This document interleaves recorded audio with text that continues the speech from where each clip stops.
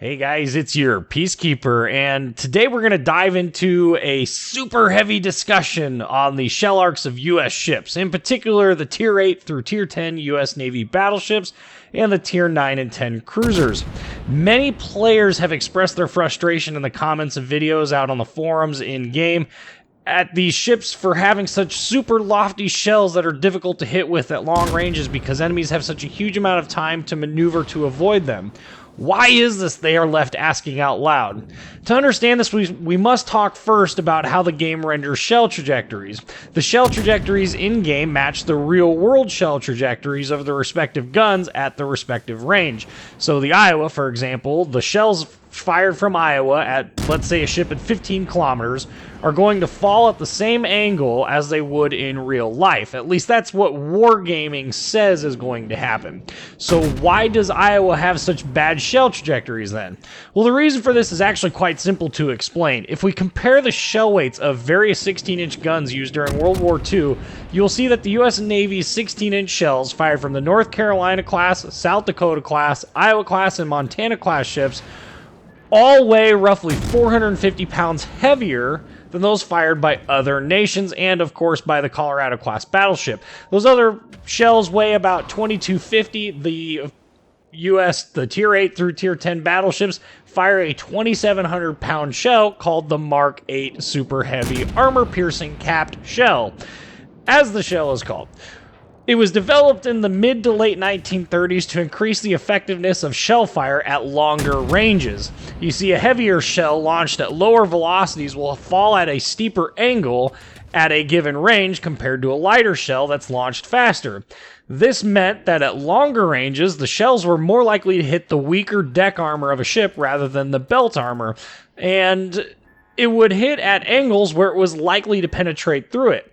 The advantages really didn't stop there, though. The heavier shell also offered comparable penetration at shorter ranges when facing off against belt armor, but at longer ranges you obviously had the increased penetration of deck armor, plus it actually retained higher impact speeds due to a longer, more aerodynamic shell profile.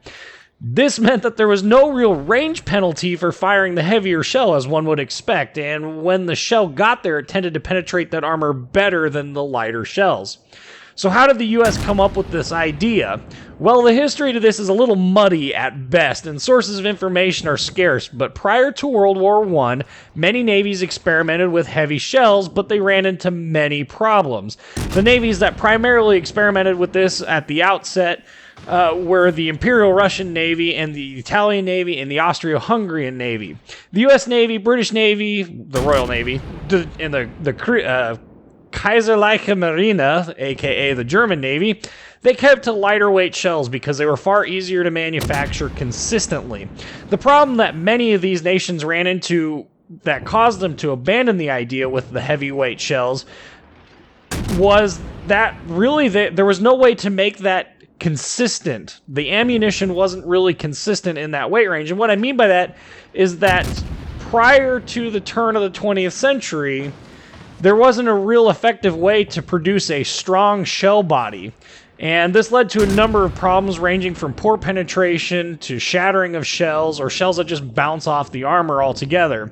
One of the more interesting observations of their capabilities is related to that last problem. Relatively soft and long-bodied shells tend to banana or curve on impact at shallow angles, and this caused the tail of the shell to hit the armor plate and bounce the shell off the plate, causing a ricochet. This was called, cleverly, base slap, not to be confused with slap bass, which is an interesting form of bass playing.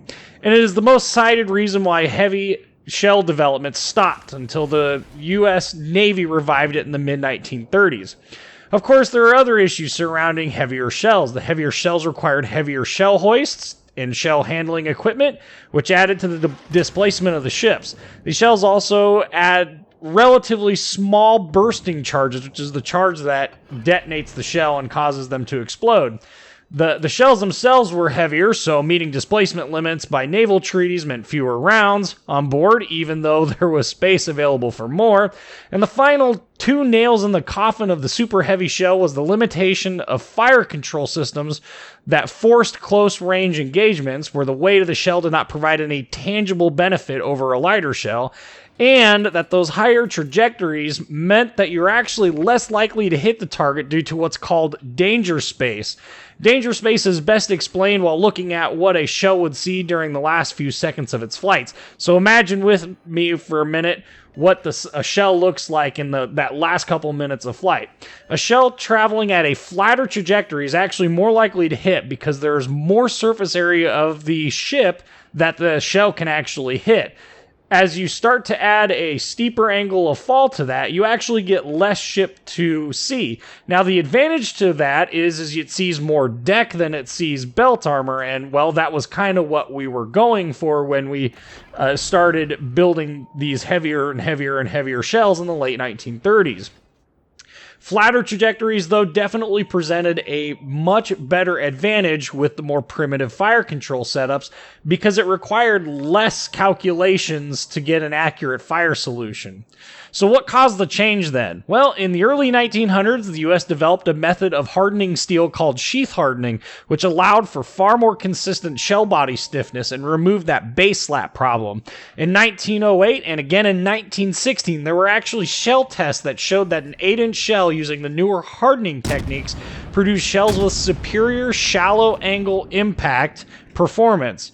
This solved one of the bigger problems with the longer and heavier shells, that base slap, caused by the bananing of the shell, the curving of the shell. The development of radar-based fire control systems by the US Navy, as well as multiple input fire control computers, actually solved the last part of that problem, which was the fire control issue. And that actually allowed them to do long-range plunging fire with relatively good accuracy. In fact, there are a number of different examples throughout U.S. history, especially during World War II, in which U.S. battleships and U.S. heavy cruisers and light cruisers were able to achieve very long-range straddles, so maybe not necessarily a hit on that ship, while firing at those. A perfect example, the USS Iowa and the New Jersey fired at the fleeing destroyer Milwaukee at 35,000 yards and straddled it twice while it was running away, and it was maneuvering aggressively. All of this stuff laid the groundwork for the super heavy 16-inch, 8-inch, and 6-inch shells that we see in-game. Now, in-game, the 6-inch shell is the one seen on the Cleveland. The 8-inch shells are going to be the Baltimore's upgraded hull and then Des Moines. And then, of course, the 16-inch, you have North Carolina, Alabama, Iowa, Missouri, and Montana. That explains why they have such lofty shell arcs in-game. But what does that really mean in terms of in-game performance then? Well, the 8-inch super heavy shells have better in-game normalization angles than other 8-inch shells. Normalization is when a shell impacts a plate, wargaming will add, if it penetrates, will add a certain degree of going more towards perpendicular to the plate. So if a shell has a 7-degree normalization and it hits at 30 degrees, which is just enough to penetrate, it will actually give you a penetration value, the total thickness of armor that it will penetrate, of 37 degrees.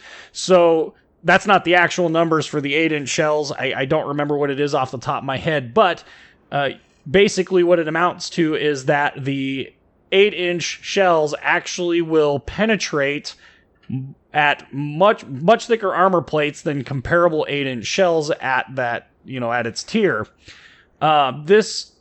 The other thing that they also get is they also get more favorable auto bounce angles. They will penetrate at much shallower angles than other 8-inch shells will. The 6-inch and 16-inch guns get the normalization benefits, at least they used to, but they don't get the auto bounce benefit. So right now, the 16-inch and 6-inch shells are pretty much treated the same as other nations' 16-inch and 6-inch shells. They just have a much higher base penetration value than any other 16 or 6 or even the 8-inch shells. There is also a much higher probability, although very slight, of these shells causing plunging fire hits on the decks of enemy ships at extended ranges, whereas the shallower impact angles of non-super heavier shells would actually trigger the auto bounce mechanics on deck armor. This is, of course, extremely hard to test and quantify due to dispersion at the ranges at which you would have to shoot at these. For the Mark 8 shell shooting out of a North Carolina or an Alabama, it's something like 26 kilometers in order to achieve a true plunging fire hit where the shell will fall steeper than 30 degrees so you can actually penetrate deck armor. So you can see that that would be extremely difficult to test. And you couldn't do it really effectively because of the dispersion of those ships at those ranges. So there you have it. That's why the US guns have such horrible arcs. Now, the 5-inch guns, that's a totally different subject for a totally different time. They don't deal with the super heavy stuff at all, but that certainly explains Cleveland, Baltimore, Des Moines, North Carolina, South Dakotas, so the Alabama, Iowa, Missouri, and Montana. It does have some advantages, so don't crucify wargaming too heavily on that, alright? But at the same time, it does take some getting used to, and once you get used to it, those ships are just an absolute riot to play. Anyway, I'm your Peacekeeper, and I hope you guys found this video enjoyable. I know I enjoyed doing the research on it. Leave a comment down in the comments if you enjoyed this video and would like to see more. If you haven't already, go ahead and like and subscribe, and thank you guys for watching.